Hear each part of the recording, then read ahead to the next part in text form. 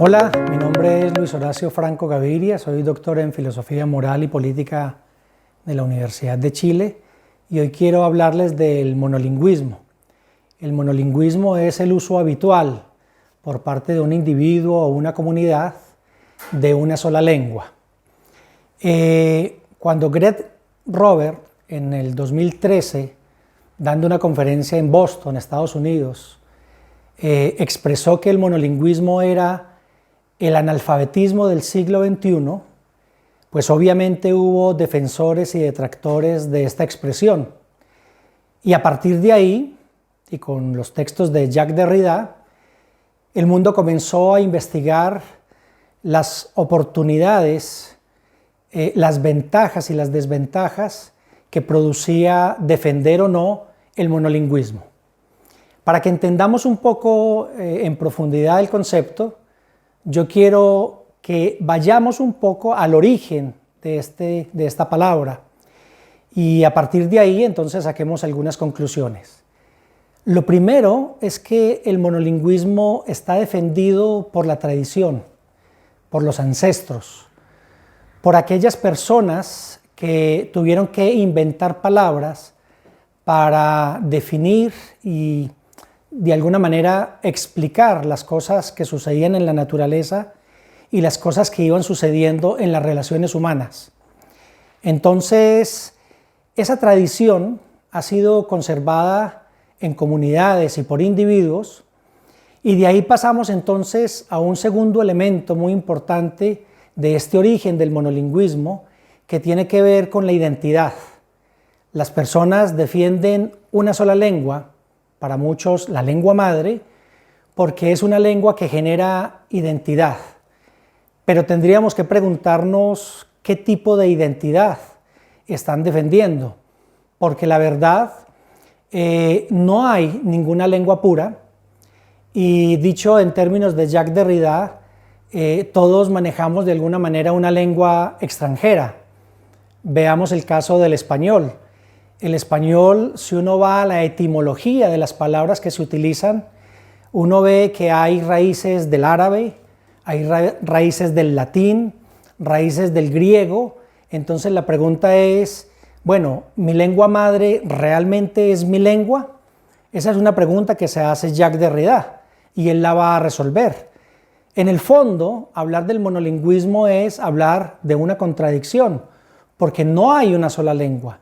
En el español confluyen muchas lenguas.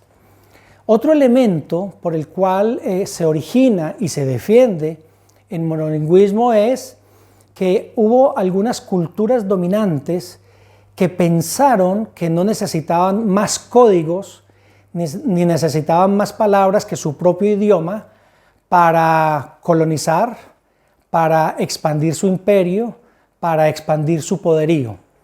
Esto lo voy a mencionar como ejemplo, pero hay muchos ejemplos. El caso de la cultura francesa. Los franceses colonizaron muchas tierras y allí a donde llegaban con su ejército para imponer la ley, para imponer el orden, llegaban con un orden político para que allí se hicieran las cosas que al gobierno francés y a la cultura francesa le interesaba, y trataban de imponer su lengua. Este expansionismo, esta idea de colonizar incluso desde el lenguaje, tuvo un choque muy fuerte cultural, y desde ahí entonces uno puede comenzar a pensar que este expansionismo, que esta idea de abarcar todas las colonias con el mismo lenguaje, monolingüismo, en el fondo es un fracaso.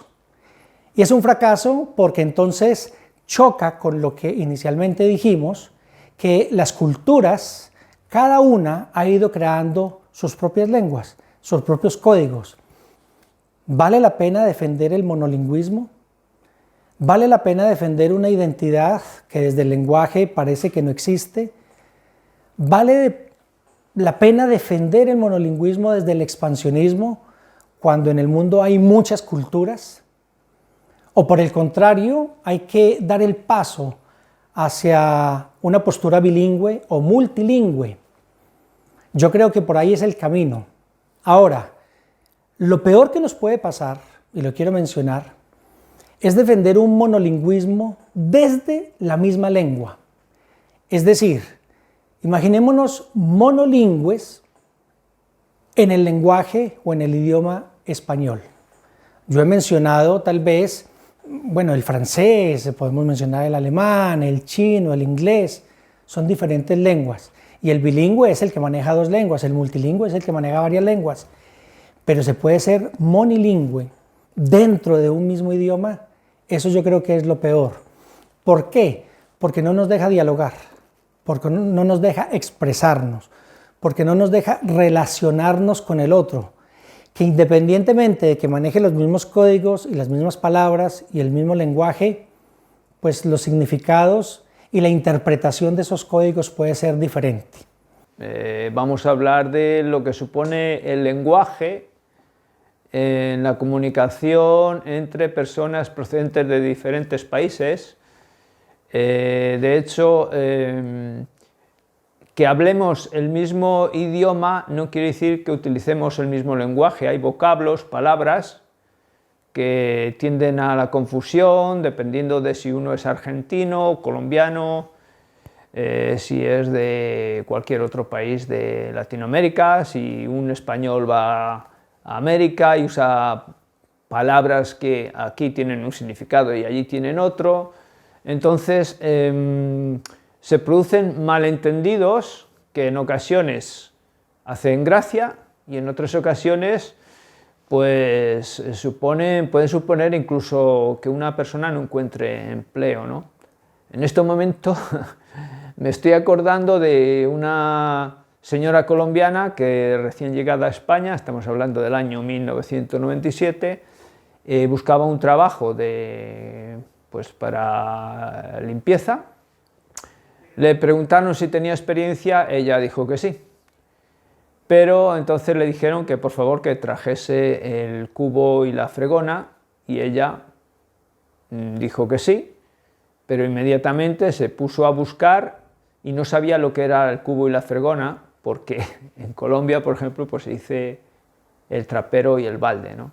Entonces ella estuvo a punto de perder el trabajo porque realmente le habían preguntado que si tenía experiencia y no la tenía, demostrándolo con ello, la señora que quería contratarle que cayó en esta pequeña trampa.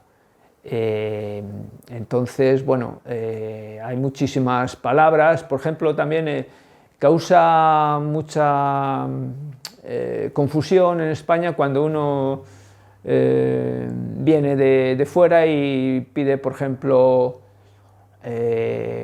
algo en un restaurante y dice, ¿me regala usted un café o un chocolate? Y te pueden responder, no, aquí no regalamos nada. Te lo vendo, ¿no? ¿Por qué? Porque en Colombia regalar pues es una manera de pedir con amabilidad algo, y en España pues hacer un regalo, regalar es dar sin nada a cambio. Hay otras palabras que se utilizan mucho en ambos lados del charco, en España y en América, pero han transformado su significación. Por ejemplo, cuando decimos en España se hace mucho tuteo, y lo de usted y ustedes, pues bueno, se hace cuando uno se encuentra con una persona desconocida, pero cada vez menos. Pero en Latinoamérica es habitual decir usted, ustedes. Entonces aquí, que no nos gusta que nos traten de usted, pues cuando te hablan de esta manera, pues tú intentas tener cercanía, le dices, por favor, no me llames de usted, pero esto va a ser realmente difícil porque la gente no cambia su manera de expresarse de un día para otro. Entonces, mentalmente vamos a seguir escuchando ustedes, y choca un poco para las personas que reciben por primera vez este tipo de contacto comunicacional. La filósofa española Adela Cortina dice que la palabra se tiene que convertir en diálogo. De nada sirve la palabra si nosotros la guardamos dentro. Y esa palabra que se convierte en diálogo debe tener por lo menos 4 principios o 4 pretensiones. Y uno de esos principios es la inteligibilidad. ¿Eso qué significa? Significa que lo que yo digo debe ser entendido por el otro. Si ese otro, independientemente de que maneje los mismos códigos y el mismo lenguaje, no me entiende, yo tengo que entrar en un espacio de explicaciones, de interpretaciones, de hermenéutica, si se quiere, para poder ampliar el diálogo, para podernos comunicar. Y va a decir la misma Adela Cortina, en su último texto publicado, que ese lenguaje inteligible, entendible por el otro, es, de alguna manera, también un deber moral. Cada uno de nosotros, independientemente de que sea colombiano, chileno, español, debe manejar un lenguaje que se pueda expresar y se pueda entender por otras personas. ¿Por qué es un deber moral? Porque simplemente nosotros como seres humanos nos construimos en una sociedad donde existen otros seres humanos a los que también les podemos exigir la misma inteligibilidad de las palabras.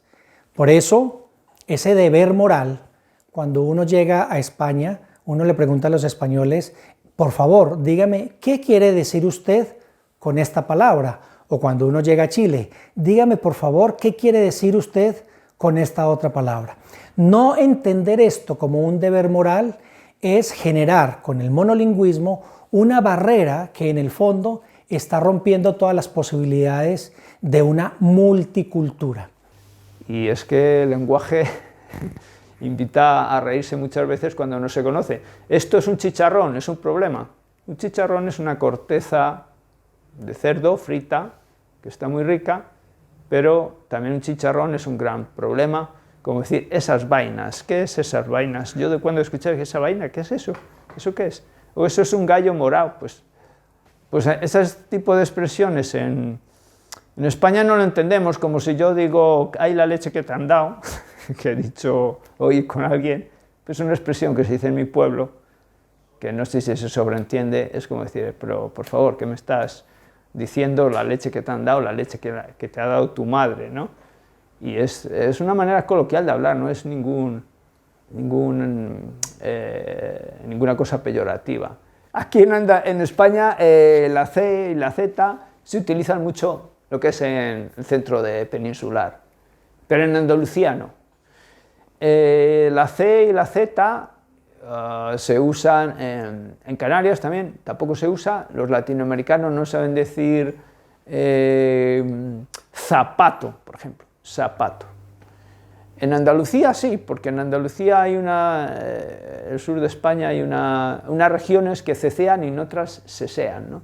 Entonces yo recuerdo que tenía un compañero en el colegio que ceceaba y no pronunciaban la S y decían, por ejemplo, si, do, re, do, si, la, sol, la, si, la, si, do, re, do, si, la, sol, la, si, la, sol, ¿no? O sea, igual sucede en América con los lenguajes de distintas zonas. Me viene a la mente también cómo hablan los dominicanos, que usan mucho la L y la R no la pronuncian. Es un poco aquí como aquí que también nos comemos las palabras en ocasiones. Decir he caminado, he caminado, he cantado, he cantado. Y los dominicanos se comen la letra, como decíamos, se comen letras y a veces hablan muy deprisa, y a mí me he encontrado con amigos dominicanos que al principio me costaba escucharles, entender lo que decían. Luego ya cuando llevas un tiempo con ellos ya empiezas a comprender.